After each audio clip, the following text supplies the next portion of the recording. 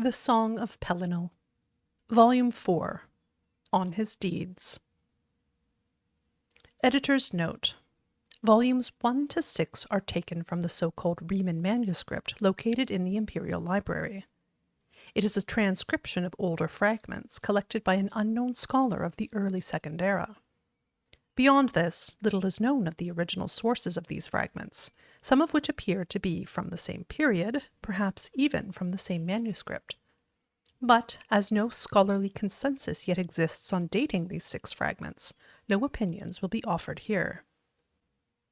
Pelinal drove the sorcerer armies past the Niben, claiming all the eastern lands for the rebellion of the Paravania, and Kine had to send her rain to wash the blood from the villages and forts that no longer flew Aloud banners, for the armies of men needed to make camps of them as they went forward. And he broke the doors open for the prisoners of the Vatash with the slave queen flying on Mori House above them, and men called her Al-Esh for the first time.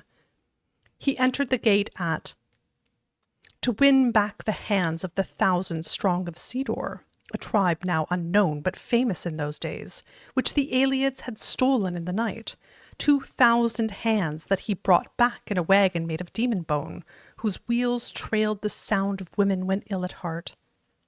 Text lost.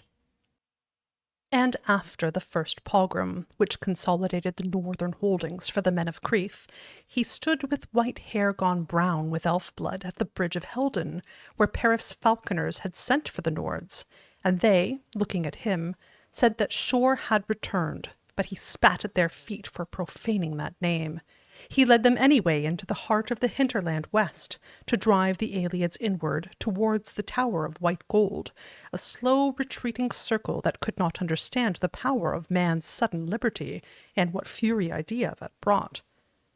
His mace crushed the thundernacks that Umaril sent as harriers on the rebellion's long march back south and east, and carried Mori House breath of kine to Zuathas, the clever-cutting man, a need with a Keptu name, for healing when the bull had fallen to a volley of bird-beaks.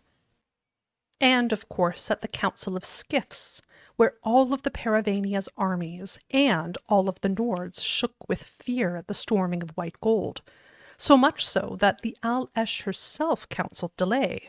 Pelinal grew furious, and made names of Umaril, and made names of what cowards he thought he saw around him, and then made for the tower by himself, for Pelinal often acted without thought.